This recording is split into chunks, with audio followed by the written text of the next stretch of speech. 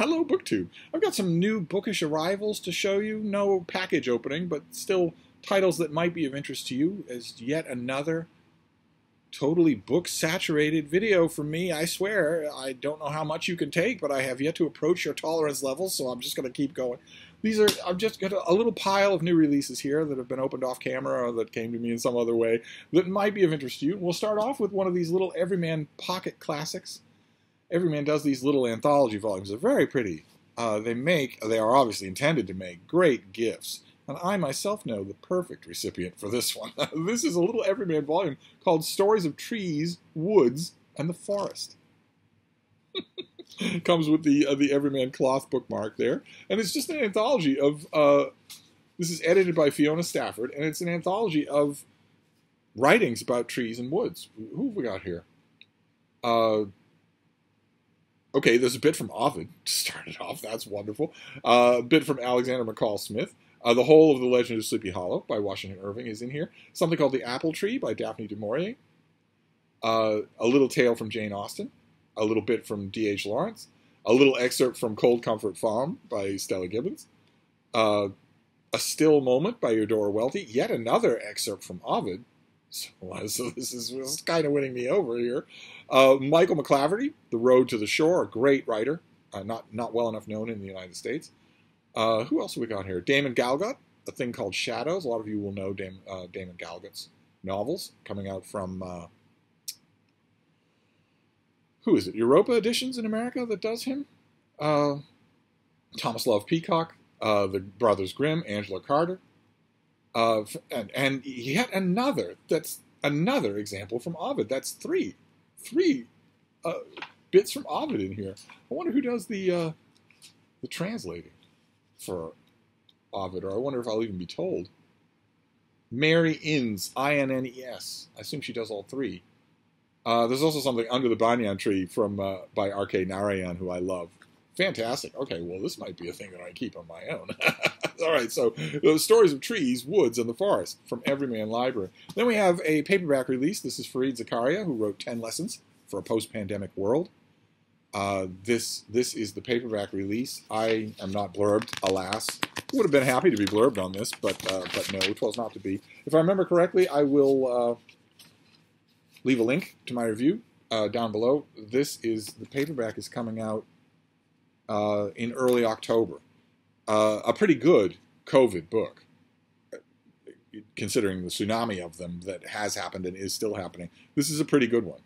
Probably worth your time, especially now that it will be a $17 paperback. Then we have also from Everyman's Library. This is the new Everyman's Library volume. A lot of you know these. A lot of you have huge collections of them. This is the new one. I don't know that this has nothing, no paperwork in it at all. So I don't know if this is out already or coming out soon. But this is Ben Okri, The Famished Road. Wonderful to have this in a nice Everyman hardcover. That's just fantastic. Certainly inviting for a reread. It's been a long time since I read The Famished Road. I read it when it came out in that very distinctive trade paperback that was available in America forever and ever and ever. That was cheaply made. That trade paperback of The Famished Road it didn't survive a read of mine. I destroyed it and then had to get it from the library. Now this hardcover will work just perfect. And once again, we have the Everyman Library cloth bookmark there. I think this might also be under the Everyman Library heading, but it's a novel, and I don't think it has any information on it. No, it doesn't. This is by Joy Williams, and this is Harrow. So let's see what we have here. This is her first novel since The Quick and the Dead, which was a finalist for the Pulitzer Prize.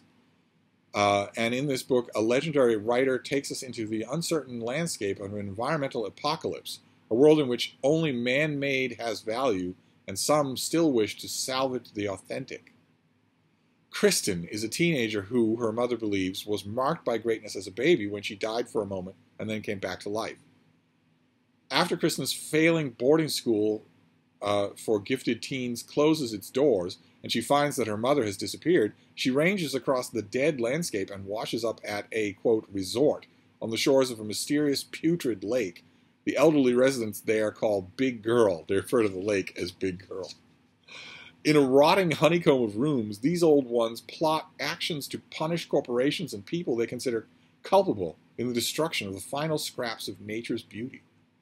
What will Kristen and Jeffrey, the precocious 10-year-old boy she meets there, learn from this gabby, seditious lot in the worst of health but with kamikaze hearts, an army of the aged and ill, determined to refresh through crackpot violence a plundered earth? That's all quotes from the book. That's pretty good prose.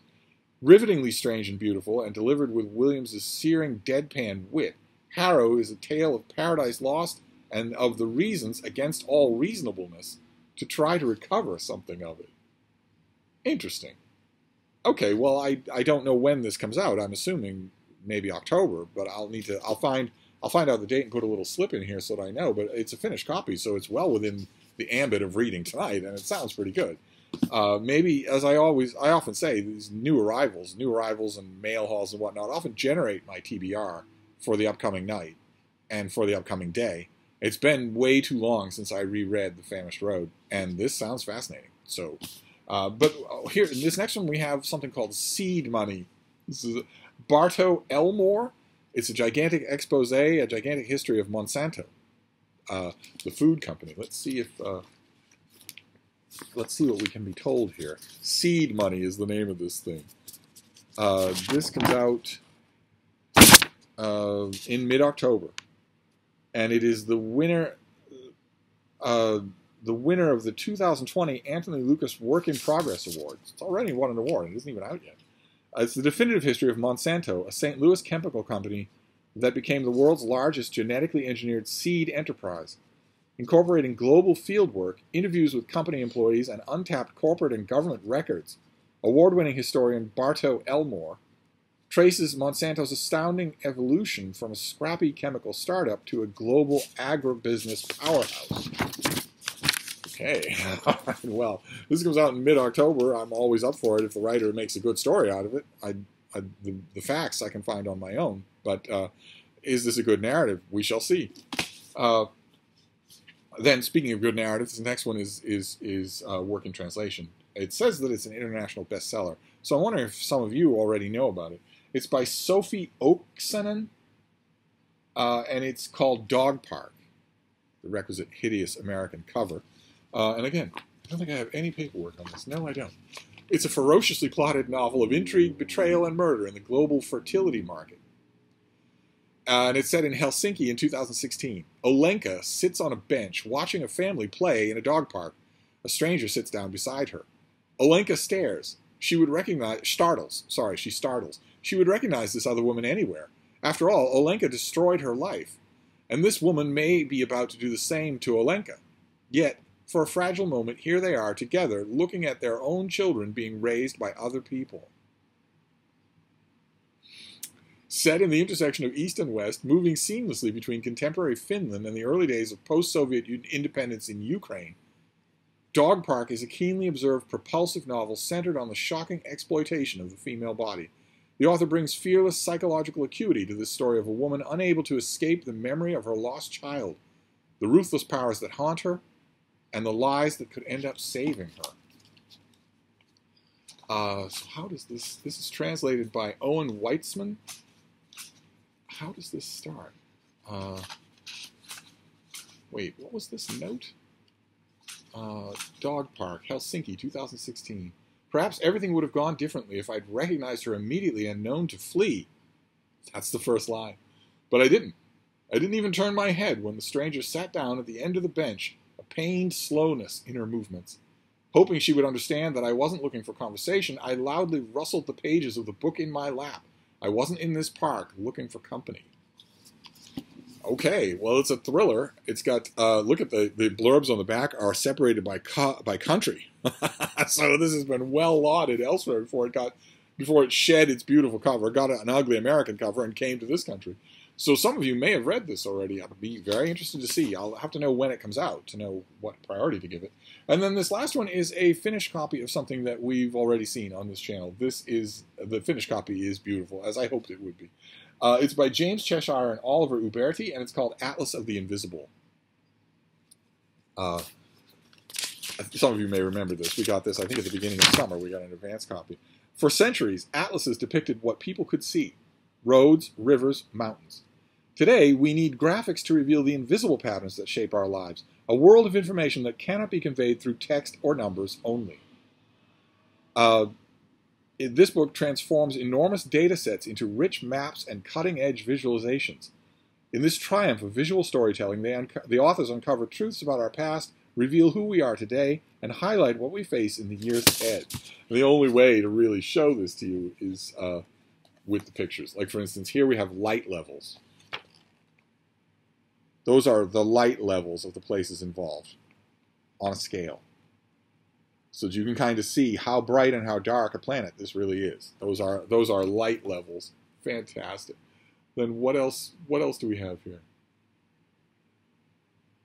Bombshell reports, a trove of declassified documents, some suddenly decided dark ops.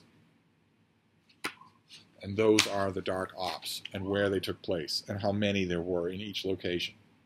So you can study these fold-out maps literally forever to plumb their secrets. What else do we have? Salt it where the sun don't shine. Solar data can help cities weather a snowpocalypse. Don't need to worry about that.